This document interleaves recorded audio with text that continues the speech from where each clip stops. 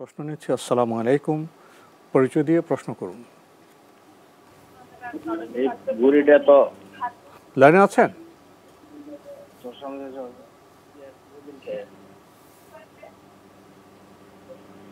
আসসালামু আলাইকুম। ওয়ালাইকুম আসসালাম। যে জি, আমরা আপনাকে শুনতে পাচ্ছি। পরিচয় দিয়ে প্রশ্ন করুন। হুজুর, আমাদের এখানে যে হুজুর সুন্দর একটা প্রোগ্রাম দেখছি, এখানে নামাজ আজানের আগে হুজুর একটা ওই যে রাসূলুল্লাহ সাল্লাল্লাহু আলাইহি ওয়াসাল্লামের নামে একটা পড়া হয়।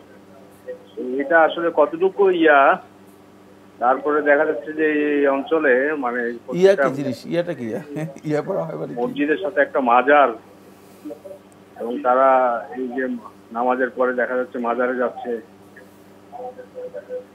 মসজিদের সাথে আমরা ছোটবেলা থেকে দেখে আসছি, এইসব গোসারা মুরব্বীরা আমাদেরকে ওইভাবেই। আচ্ছা, একটু আপনাকে কথা বলি। মসজিদের সাথে মাজারটা কি একই প্রাঙ্গণে? কাছাকাছি, অথবা কোনো একটা কবরকে তারা হয়তো মসজিদের ভিতরে একটা কবরকে একটা ঘেরাও দিয়ে রাখছে। এরকমও আমাদের এলাকাতে বেশ কয়েকটা মসজিদে এটা আছে। আন্দাজে কথা বলার সুযোগ নেই, ক্লিয়ার। আমরা মসজিদের ভিতরে কি কবর দেখেছেন? মসজিদের ভিতরে কবর দেখেছেন?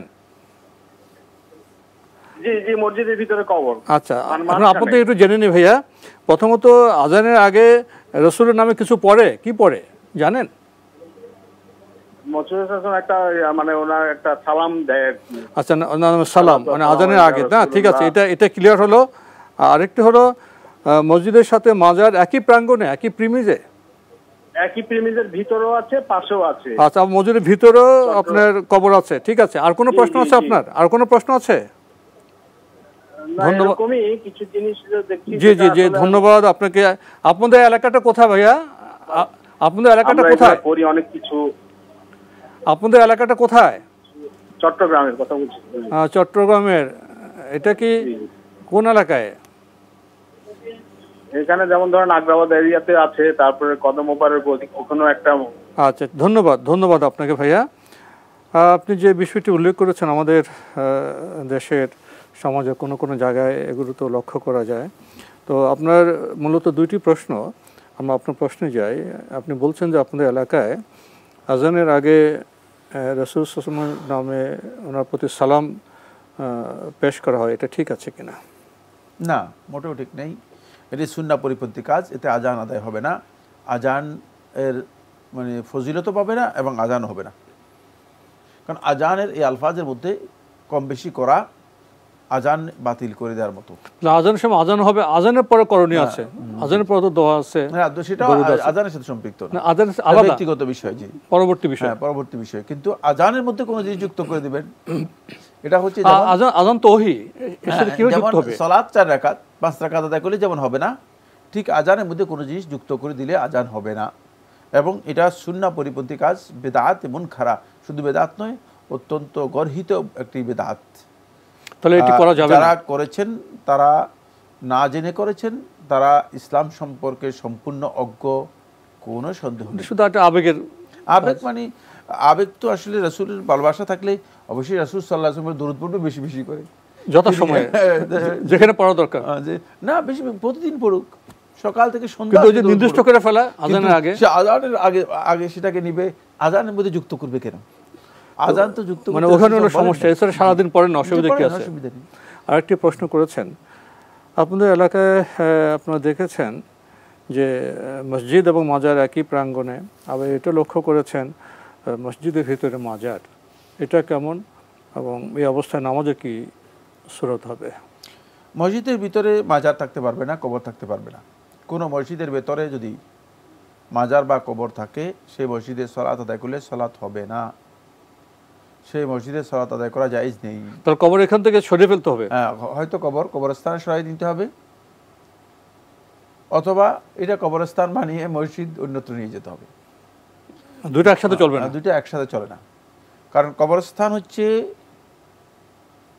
যেখানে ইবাদত করা হারাম, সালাত আদায় করা হারাম, আর মসজিদ হচ্ছে যেটা নির্মাণ করা হয়েছে সালাতের জন্য। তাহলে দুটো একসাথে মিলবে কিনা? কোনোভাবেই মিলবে না, কোনোভাবেই সমান হবে না। তাই কবর যদি এখানে থাকে, সেখানে সালাতের বৈধতা নেই। সেখানে সলাত আদায় করলে সলাত হবে না। কিন্তু আমরা দেখি অনেক মসজিদের মধ্যেই আজকাল কবর আছে, এই ধরনের তথ্য, এ ধরনের এই ভাই যেভাবে প্রশ্ন করেছেন ঠিক এ ধরনের অনেকেই আমাদেরকে প্রশ্ন করছেন। আমরা অত্যন্ত বিনয়ের সাথে অনুরোধ করব, কবরটা আপনারা উঠে কবরস্থানে নিয়ে সুন্দর করে দাফন করে নিন, অন্য কবরস্থানে নিয়ে সেটাকে দাফন করেন, তাহলে আর এই সমস্যা হবে না। কবরটা এখান থেকে উঠাই নিয়ে গেলেই হলো। খুবই সহজ, খুবই সিম্পল বিষয়। কেন আপনি মানে ওটা খুঁড়ে কিছু পাওয়া যায়, হ্যাঁ, অস্থি মজ্জা, সেটা নিয়ে অন্য জায়গায় সেটা নিয়ে কবরস্থানে দাফন করে আসবে, কোনো অসুবিধা নেই। কিন্তু মানে কবরকে রেখে কবর কেন্দ্রিক আপনি সলাতটাকে নষ্ট করবেন তা, এবং অন্যদেরও সলাত নষ্ট করবেন, এটা কোনোভাবেই উচিত নয়।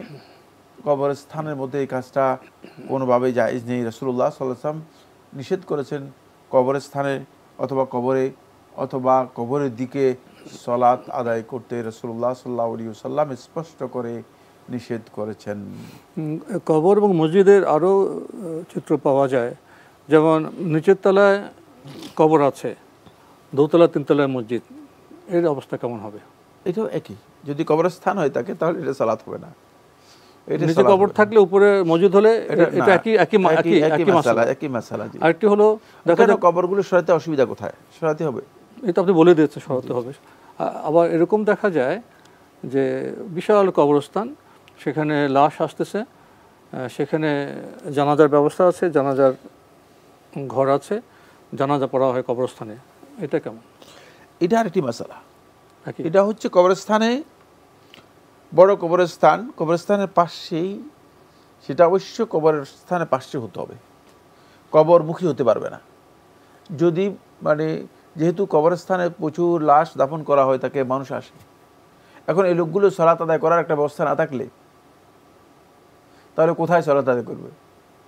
এই জন্য বড় কবরস্থান যদি হয়ে থাকে, মানে যেমন আজিমপুর কবরস্থান, হ্যাঁ আজিমপুর কবরস্থান, তাহলে অবশ্যই মানে কবর কেন্দ্রিক নয়, মানে কবরমুখী নয়, আলাদাভাবে পাশেই মানে মসজিদ থাকবে, যেটা কবরস্থান থেকে আলাদা পৃথক করে রাখবে, সেখানে সালাত আদায় করা জায়েজ।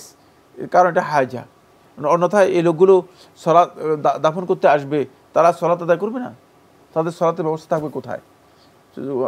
মনে করেন এখানে 500 লোক 600 লোক আসতেছে প্রতিদিন, তো এই লোকগুলো সালাতের ওয়াক্ত হয়ে যাবে, তারা সালাত আদায় করবে না। তাদের সালাত আদায়ের ব্যবস্থার জন্য এটা বৈধ ইনদাল হাজা, প্রয়োজনের কারণে। কিন্তু দেখা যায় বড় কবরস্থান, সামনে কবর, পেছনে কবর, ডানে কবর, বায়ে কবর, মাঝে দিয়ে একটা মাঝখানে ধরা আছে, সেখানে জানাজা পড়ানো হচ্ছে, সেই জানাজা পড়া যাবে, জানাজার সালাত আদায় করতে পারবে, জানাজার সালাত আদায় করতে পারবে। তবে সেটাও মানে জানাজার সালাত জায়েজ, মানে কবরস্থানে জানাজার সালাত আদায় করা জায়েজ রয়েছে, কিন্তু